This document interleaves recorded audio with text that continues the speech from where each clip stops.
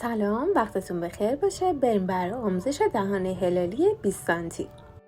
در ابتدا با یک خط صاف و یک خط عمود شروع میکنیم. کاری که باید بکنیم قسمت 1 سانت لولا رو زیر خط قرار میدیم و قسمت بالای هلال رو شروع به کشیدن میکنید. بعد 1 سانت باید صرف نظر کرد. هر جایی که مونده بود رو با مداد پررنگ میکنیم. اندازه که اینجا جدا میکنم کاملا فرضی هست. شما میتونید یکم اون برتر یا یکم این برتر این خط رو علامت بزنید. اندازه میزنیم. حدوداً 7 تا 7 میل هست. اندازه پایی که باید برای طبله ما در نظر بگیریم. اندازه دهانه رو مشخص میکنیم 20 سانت. ارتفاعش رو هم همینطور که بخوام 20 سانت اینجا علامت بزن حالت مربعی میشه. 2 سانت دیگه بهش اضافه میکنم. یک خط عمود 12 سانت از این خط جدا میکنم. با پیستوله خطکش منحنی شروع میکنیم به هلال کنار کیف رو کشیدن.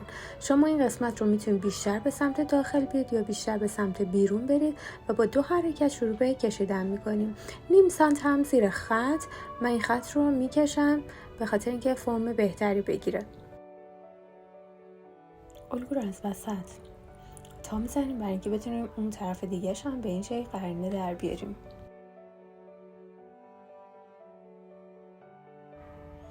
اضافه رو قیچی میکنیم. به این شکل نقطه موازنه اون طرف رو هم علامت میزنیم. برای که بتونیم پیلی ها رو طراحی بکنیم از الگومون یک کپی میگیریم که این الگو میشه الگوی آسترمون و بعد پیلی ها رو طراحی میکنیم.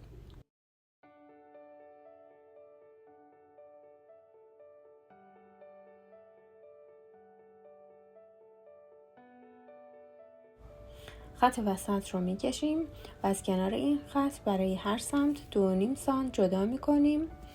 توی این الگو به دهانه بیشتر از 2.5 برای 2 تا تو هر سمت به من فضا نمیده. حالا اگر دهانه من بزرگتر بود میتونستم پیلیای بیشتری رو طراحی بکنم. همین شکل روی خط اصلی به فاصله 2.5 سانتی متر بالا و پایین رو علامت میزنم.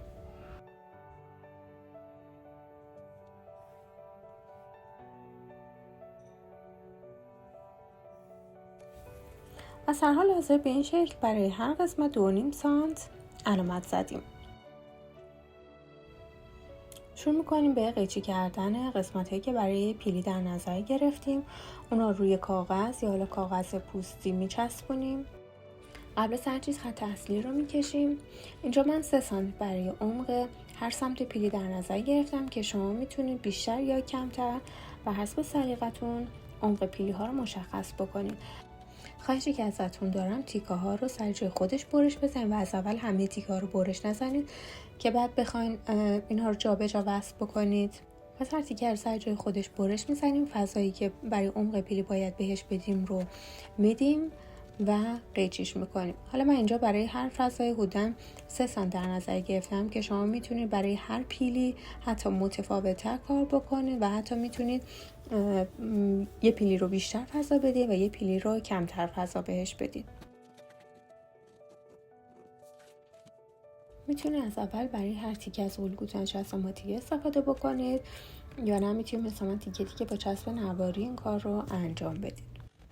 و هر کاری که برای تیکه قبلی الگو انجام میدید دقیقاً همون رو هم باید برای همین تیکه انجام بدید.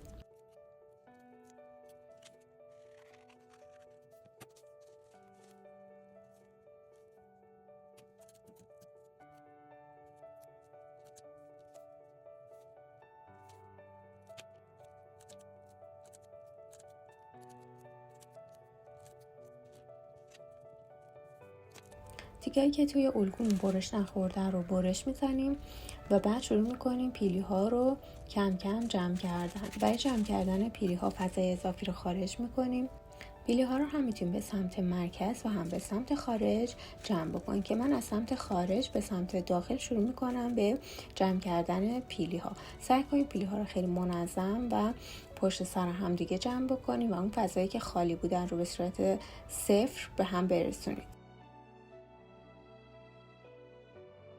دقیقا کاری که برای اون طرف الگو انجام دادیم برای این طرف هم مثل همون شروع میکنیم به جمع کردن پیلی ها به سمت داخل.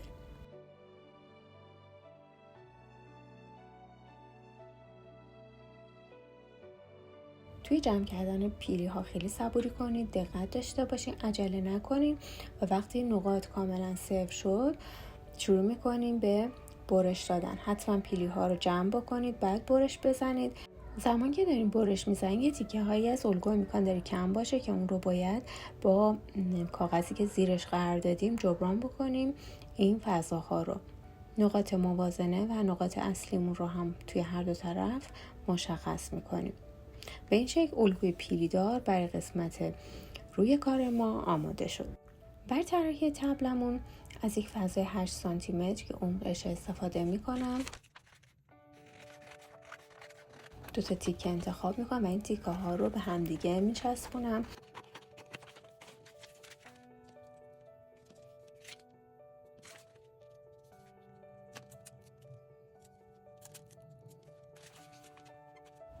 روی الگوی اصلی که برای آستر نگهش داشتیم از بالا شروع میکنیم به اندازه زدن به صورت متر ایستاده. هر اندازه‌ای که به دست اومده بود رو ضرب در 2 میکنیم برای اینکه بتونیم تبلمون رو طراحی بکنیم که حدودا اینجا میشه 62 سانتی متر برای ارتفاع تبلمون. همین 62 سانت رو علامت میزنیم، از وسط ها میزنیم و نقطه وسط رو توی هر دو طرفش مشخص میکنیم. توی قسمت بالا 4 سانتی متر رو جدا میکنیم. توی الگو اندازه 7 میل ما جدا کرده بودیم که اینجا به خاطر اینکه قسمت الگوی مهارت هلال داره من اینجا 7.5 سانتی متر برش در نظر گرفتم و از اون 2 میل صرف نظر کردم. به خاطر اینکه توی بیراه پارچه میفته و پارچه کش میاد من از اون 2 میل صرف نظر میکنم. به این شکل علامت میزنم، میتونید با دست همین کار رو انجام بدید. خطی که مشخص کردم رو به دو طرف الگوی تبله منتقل میکنم.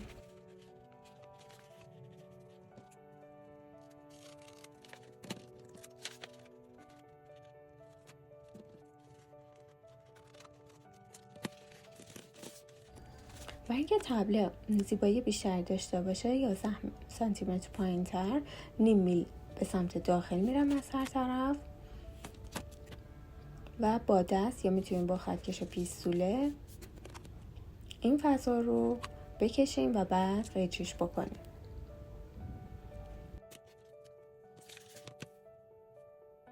برای که این مقدار توی هر 4 طرفه یک اندازه در بیاد من الگوشو کپی میکنم.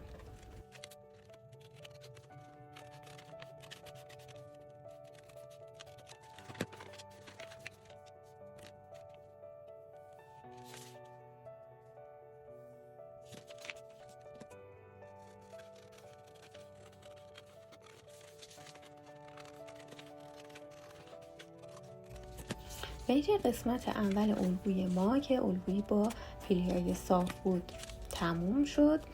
انشالله برای پارت بعدی الگوی با پیلی‌های مورب رو خواهیم داشت. ممنون که آموزش منو انتخاب کردین.